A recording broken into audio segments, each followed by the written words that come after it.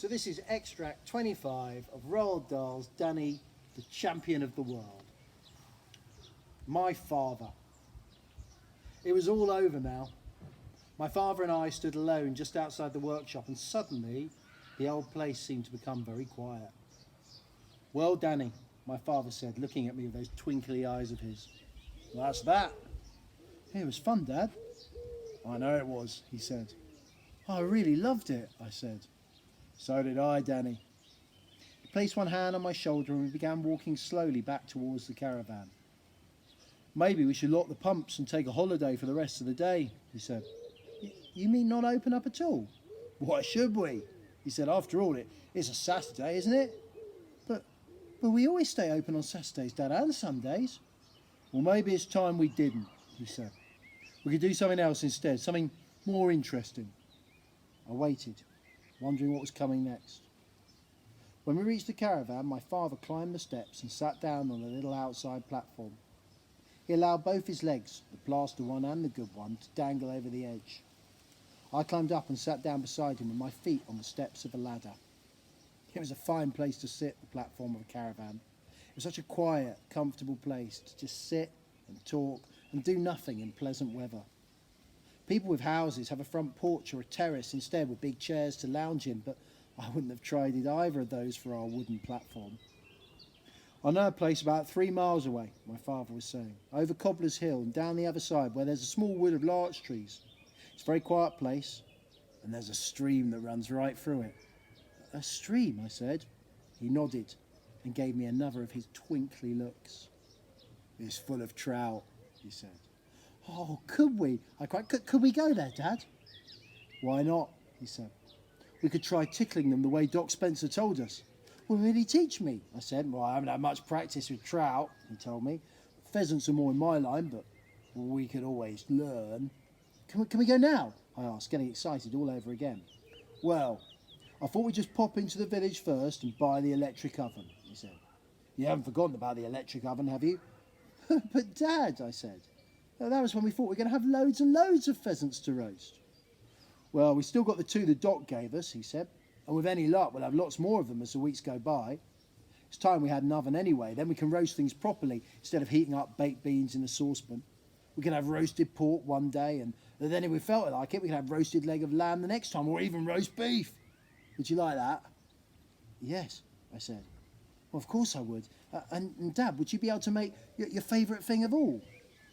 What's that? He asked. Toad in the hole, I asked. Oh, by golly, he cried. That'll be the very first thing we'll make in the new oven. Toad in the hole, I'll make it in an enormous pan, the same as my old mum, with the Yorkshire pudding very crisp and raised up in huge bubbly mountains and the sausages nestling in between the mountains. Can we get it today? Will they deliver it at once? Well, they might, Danny. We'll have to see. Can we order it now on the telephone? Well, we mustn't do that, my father said. We must go personally to see Mr. Wheeler, and we must inspect all the different models with great care. All right, I said, let's go. I was really steamed up now about getting an oven and being able to have toad in the hole and roasted pork and stuff like that. I just couldn't wait. My father got to his feet. And when we'd done that, he said, we'll go off to the stream and see if we can find us some big rainbow trout. We could take sandwiches with us for lunch and eat them beside the stream. Well, that will make a good day of it. A few minutes later, the 2 of us were walking down the well-known road towards the village to buy the oven. My father's iron foot went clink, clink on the hard surface, and overhead some big black thunderclouds were moving slowly down the valley. Dad, I said. Yes, my love? When we have our roasted pheasant supper with our new oven, do you think we could invite Doc Spencer and Mrs. Spencer to eat it with us? Great heavens, my father cried. Oh, what a wonderful thought, what a beautiful idea. We'll give a dinner party in their honour. The only thing is, I said, will there be enough room in the caravan for 4 people? Well, I think so, he said, just. But we've only got 2 chairs. That's no problem, Danny. You and I can sit on boxes.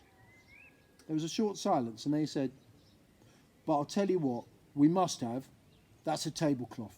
We can't serve dinner to the doctor and his wife without a tablecloth. But we don't have a tablecloth, Dad. Don't you worry about it, my father said.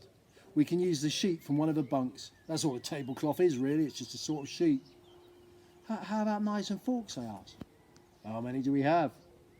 Just 2 knives, I said, and 2 forks, and those are all a bit dented. We'll have to buy 2 more of each, my father said. We'll give our guests the new ones and use the old ones ourselves. Good, I said. Lovely. I reached out and slid my hand into his. He folded his long fingers round my fist and held it tight, and we walked on towards the village, where soon the 2 of us would be inspecting all the different ovens with great care and talking Mr. Wheeler personally about them. And after that, we'd walk home again and make up some sandwiches for our lunch.